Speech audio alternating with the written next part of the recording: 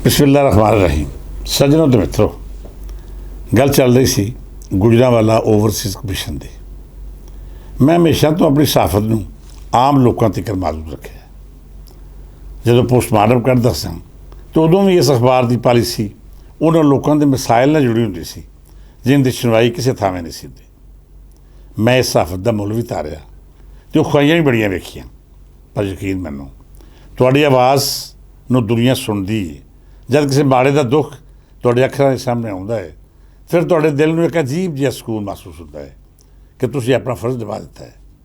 तुसीं अपनी जिम्मेदारी पूरी करके उस माड़े की दाद रसी करती जिहदी सुनने वाला कोई नहीं सी। मैं चूँकि आप अपनी सहाफत का हिस्सा रहा हाँ, सो मेरे लिए हर वो बंदा मानयोग तो मुहब्बत के काबिल है जिहड़ा अमलन सेवा का हिस्सा बन के अपना फर्ज निभाता है।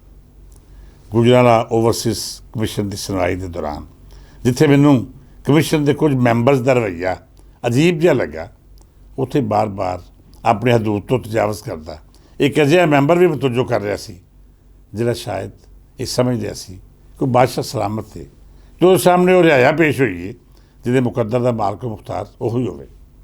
इन्हां महसूस बारे पता करवाया तो पता लग गया कि deputy director housing and planning Gujranwala Shaman Mohsin ने ਉਹਦਾ तो इन्हों का डिप्टी डायरैक्टर वाला सी, पर रवैया उस डिक्टेटर का सी जिहड़ा अपने आप को मालक मुख्तार समझदा है, जिहदी हुक्मां अगे ना कोई चिड़ी पर मारदी है तो ना ही किसी को गल करने की जरूरत होंदी है। दूजे मैंबर्स मुतासरीन नाल इंतहाई हलीमी ते हमदर्दी नाल पेश आ रहे सन।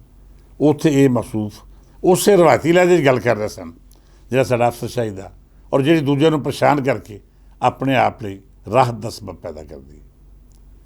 तुसीं किसी भी सरकारी महकमे का रुख करो, तुहानूं अजिहियां झूठा थां थां ते लभणगीਆਂ ਜਿਹੜੀਆਂ ਤੁਹਾਡੇ कागज़ पत्र पूरे होने के बावजूद आखणगीਆਂ कि ना बीबा तेरा काम कोई नहीं होना।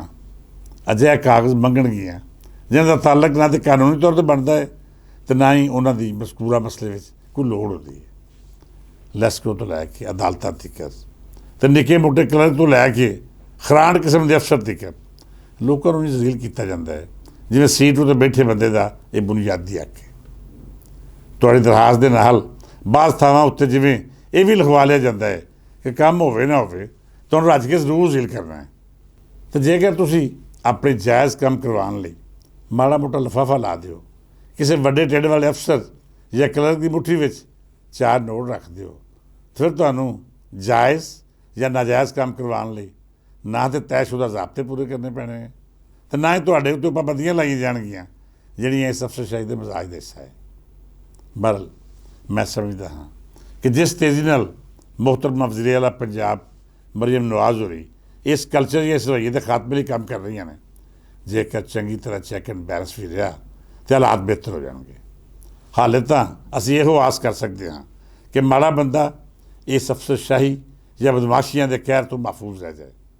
सज्जनों, मैं डिप्टी डायरैक्टर हाउसिंग शमान मोहसन का रवैया वेख के बड़ी देर तक सोचता रहा कि आखिर इहदा भी कोई अजीज़ होगा जिहड़ा किसी मुकदमे या मसले का शिकार होकर अफसरशाही का सामना कर रहा हो, या फिर चिट्टे वाल तो बीमारी की हालत टुरनों फिरनों मजबूर होकर अपने मुकदमिਆਂ की पैरवी कर रहा हो।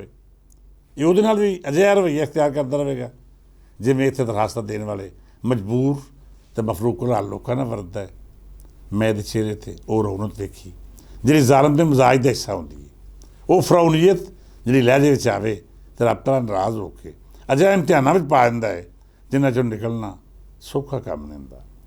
मेरी दुआ है कि रब तआला इस नौजवान नूं नेक हदायत देवे, इहनूं तौफीक देवे कि वो माड़े ते लिस्से बंदे दा दर्दी बन के उनकी दस्तगिरी करे, उनके मसाइल हल करने विच अपनियां जिम्मेदारियां निभाए तां जे इहदे तो मुतासर होने वाले लोग ये आख सकन कि किसी चंगे खानदान का जी है, इनू जमन वाली नेक माँ तो प्यो ईमानदार है। हुण ये तो रब सच्चे उत्ते कि किसी को कद हदायत देंदा है तो कद किसी का मजाज हलीमी तो शफकत का भरदा है। सज्जनों, गुजरांवाला ओवरसीज़ कमीशन की इस मीटिंग के दौरान मैंने जिथे चंद रिपोर्टर विखाई दिते उत्थे एक खातून भी नज़र आई जिहड़ी मुसलसल नोटिस लै रही सी। सुनवाई मगरों मैं उस खातून नूं पुछया कि पुत्र की तेरा भी कोई जाती मसला है या तुम भी कोई दरखास्त दी हुई है जिहड़ा तू एडी बारीकी नाल सारा केस सुन रही है। तो नाल ही नाल नोट भी लै रही। उन्हें मैं पहचान के आख्या बट साहब मेरा नाम शाइस्ता है, तो मैं एक जमाने में तुहाडे इदारे नाल वाबस्ता भी रही हाँ, तुसीं मेरे लिए एक बजुर्ग की हैसियत रखते हो, मैं तुहाडे तो बहुत कुछ सीखा है। मैं उहदे सिर ते हथ रख के आख्या कि बेटा ये तेरी मुहब्बत है, मैं किसी को की सिखाउण जोगा। उस बच्ची ने मैनूं आख्या कि मैं ओवरसीज़ कमीशन उत्ते काम कर रही हाँ, ओवरसीज़ के मसाइल नूं दा जायज़ा लै रही हाँ। इस शहर मेरी पहली यादगी रिपोर्टिंग नहीं बल्कि दूजा तीजा फेरा है। मैं हर बारी नोटिस लैके अपनी रिसर्च मुकम्मल कर रही हाँ। ये ओवरसीज़ कमीशन के लोगों के रवैये तो लैके इख्तियारात तिकर और फिर इस नवे महकमे के अफसरों के किरदार तो लैके समाजी तब्दीलियां तिकर सब कुछ शामिल है।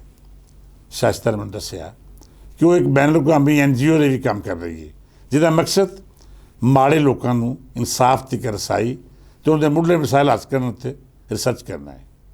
वह आखना सी कि मैं ओवरसीज़ कमीशन उत्ते एक डॉक्यूमेंट्री भी बना रही हाँ, जिहदे मुस्बत तो मनफी सभी पहलू सामने रखे जाएंगे। मैं शाइस्ता बीबी को पूछा कि बेटा अज की सुनवाई तू की महसूस किया है।